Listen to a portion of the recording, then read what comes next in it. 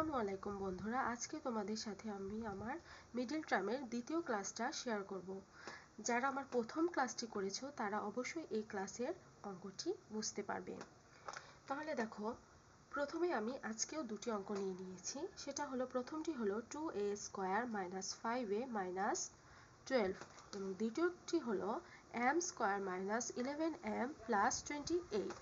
তাহলে প্রথমেই আমি প্রথম ম্যাথটাকে সলভ করব। তাহলে আগের নিয়ম অনুযায়ী দেখো, প্রথমেই আমি বলেছিলাম প্রথমে যে পদটা থাকে তার সাথে a স্কোয়ারের সহগটা কি আছে, a স্কোয়ার সহগটা আছে 2, এটাকে আমি ছোট করে করে লিখে নিলাম এবং লাস্টের পদটা কি আছে 12, এটাকেও নিয়ে নিলাম। এবার এই দুইটা পদকে আমি গুণ করব। তাহলে 2 এবং 12 কে যদি গুণ করি তাহলে 12 দুকানে আসে 24, এটা আমরা সবাই জানি। এবার আমরা 24 কে পেয়ে গেলাম।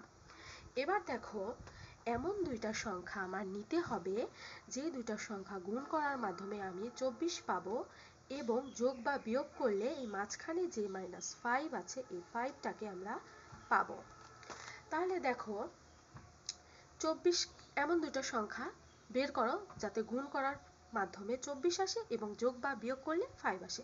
তাহলে দেখো, আমি যদি 3 আর 8 কে নিই, 3 8টা আমরা জানি 24। তাহলে দেখো, 3 আর 8, 3 8টা গুণ করলে হয় 24। 3 আর 8কে যদি এবার আমি যোগ করি তাহলে আসে 11, কিন্তু আমাদের এখানে তো মাঝখানে 11 নেই, আমাদের মাঝখানে আছে 5। তাহলে আমরা 5 মিলাবো কিভাবে? তাহলে অবশ্যই 8 থেকে 3কে বিয়োগ করতে হবে, অর্থাৎ বাদ দিতে হবে। তাহলেই দেখো আমরা 5কে পেয়ে যাই। তাহলে আগের নিয়ম অনুযায়ী গত দিনের অঙ্কের মতো আজকেও সেভাবে করব। প্রথমে যা ছিল তাকে আমি লিখলাম, 2a স্কোয়ার ছিল, 2a স্কোয়ারকে লিখলাম। এবার এখানে চিহ্ন যেটা ছিল সেটাকেই লিখলাম, এখানে মাইনাস ছিল, মাইনাসকে লিখে নিলাম। এবার দেখো, 3 আর 8 এর মধ্যে বড় কোনটা? অবশ্যই 8। তাহলে প্রথমে আমি 8কে লিখব, তারপর 3কে লিখব। যেহেতু এগুলোর সাথে a ছিল অবশ্যই এটাকে লিখতে হবে। এবার এখানে কোন চিহ্নটা দিব? গতদিন আমি বুঝিয়ে দিয়েছি। এখানে 12-র আগে যে চিহ্নটা আছে সেই চিহ্নটাকে আমাদের ঠিক রাখতে হবে। তাহলে দেখো, এখানে যদি আমি মাইনাস নেই তাহলে মাইনাসে মাইনাসে হয়ে যাবে প্লাস, কিন্তু 12-র আগে তো এখানে প্লাস নেই, এখানে আছে মাইনাস। তাহলে এই মাইনাসটাকে আমার বানাতে হবে, অর্থাৎ ঠিক রাখতে হবে। তাহলে মাইনাসে প্লাসে মাইনাস হবে, অর্থাৎ 3 এর আগে হয়ে যাবে প্লাস। এবার শেষে -12। এবার দুই জোড়া থেকে কমন নিতে হবে। তাহলে দেখো, প্রথমে এই প্রথম জোড়া থেকে আমরা কমন নিব।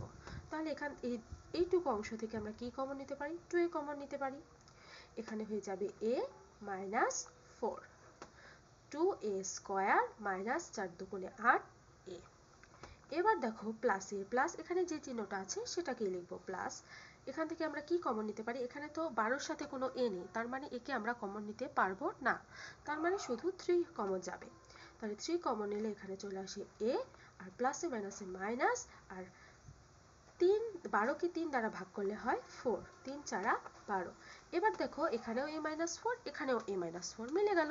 তাহলে একটা a -4 আর বাকি থাকলো, এখানে থাকলো 2a, এখানে থাকলো +3, এটাকে লিখে ফেলবো 2a +3। এটাই হলো আমাদের অ্যান্সার। এবার দেখো, পরের ম্যাথটা এবার আমি সলভ করব। পরের ম্যাথের মধ্যে দেখো, শুরুতে আছে m square minus 11m plus 28। এবার m স্কোয়ারের সাথে কিছু নাই, মানে মনে মনে আমাদের 1 ধরতে হবে। আমি এটা গত ভিডিওতে তোমাদেরকে ভালো করে বুঝিয়ে দিয়েছি। এবার দেখো, 1টাকে লিখলাম। এবার লাস্টে কি আছে? 28, অর্থাৎ 28 গুণ দিলাম। তাহলে 1 × 28 গুণ করলে কি হবে? 28ই হবে। 28 কে 28। এবার এমন দুইটা সংখ্যা নাও যে দুইটা সংখ্যা গুণ করলে 28 আসে এবং যোগ বা বিয়োগ করলে এই মাঝখানে যে 11টা আছে সেটা হয়। তাহলে দেখো, আমরা কি নিতে পারি? আমরা যদি 14 দুগুণে 28 করি, তাহলে 14 আর যদি আমি 2 নিই, দেখো 14 আর 2 যদি যোগ করি তাহলে হয়ে যায় 16, 11 তো মিলছে না। আবার 14 থেকে 2কে যদি বিয়োগ করি তাহলে হয়ে যায় 12, তাও তো 11 মিলছে না, তার মানে এটা আমার হবে না। এবার এমন দুটো সংখ্যা তোমাকে খুঁজে বের করতে হবে যাতে গুণ করার মাধ্যমে 28 হয় আর যোগ বা বিয়োগ করার মাধ্যমে 11 হয়। তাহলে দেখো, আমরা যদি 4 আর 7 কে নিই, আমরা জানি 4 7 28, তাহলে 4 ইন্টু 7, তাহলে 4 7 28। 4 আর 7 কে যদি তুমি যোগ করো তাহলে দেখো 7 আর 4 11 হচ্ছে, কিন্তু তুমি যদি বিয়োগ করো তাহলে দেখো 7 এর থেকে 4 বাদ দিলে হয়ে যায় 3, 3 তো মিলবে না, বিয়োগ করলে তো আমাদের মিলছে না, তাহলে আমাদের করতে হবে 7 আর 4 কে যোগ করতে হবে। তাহলে দেখো শুরুতে যা ছিল সেটাই আমি লিখলাম, m স্কয়ার কে m স্কয়ারই লিখলাম, মাইনাস যেটা ছিল সেটাই লিখলাম, এবার বড় কোনটা 7 আগে লিখলাম, তারপর 4 লিখলাম, অবশ্যই দুটোর সাথে যেহেতু এখানে চলক m লিখে নিলাম। আর মাঝখানে চিহ্ন কি দিব, চিহ্ন ঠিক রাখার জন্য আমাদেরকে কি করতে হবে, নিয়মটা অবশ্যই তোমাদের মনে আছে, এখানে যেহেতু প্লাস তাহলে এখানে আমার প্লাসটা ঠিক রাখতে হবে, এখানে কি ছিল মাইনাস, তাহলে এখানে মাইনাসে দিতে হবে, কারণ মাইনাসে মাইনাসে প্লাস, এখানে যদি প্লাস দিয়ে দিই তাহলে মাইনাসে প্লাসে মাইনাস হয়ে যাবে, কিন্তু এখানে তো আমাদের মাইনাস নেই, তাহলে মাইনাসে মাইনাসে প্লাস, প্লাস 28, লাস্টে যেটা ছিল সেটাই চিহ্ন সহ লিখে দিলাম।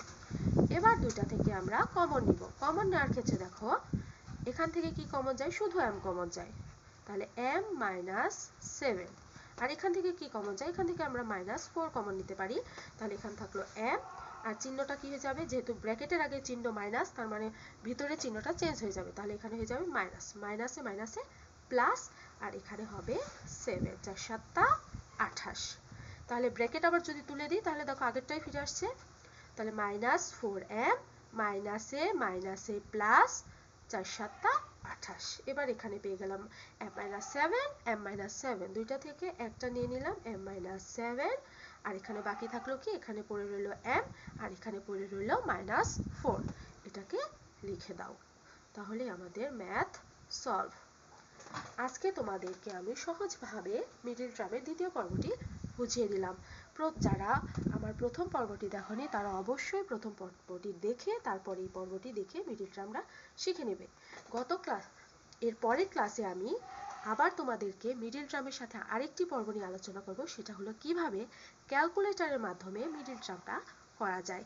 যদি এখানে দেখো প্রথম অঙ্কটিতে 12 ছিল, 28 ছিল, এগুলো ছোট ছোট সংখ্যা, যদি বড় কোনো সংখ্যা আসে যেমন 144, 244 বা অন্য যে কোনো বড় সংখ্যা, তাহলে তোমরা কিভাবে করবে সেটা তো আর মুখে মুখে নামতা পড়ে সম্ভব না, তার জন্য আমি আমার পরের ক্লাসে কিভাবে ক্যালকুলেটরে মিডল টার্ম করা যায় সেটা তোমাদেরকে ভালোভাবে বুঝিয়ে দেব।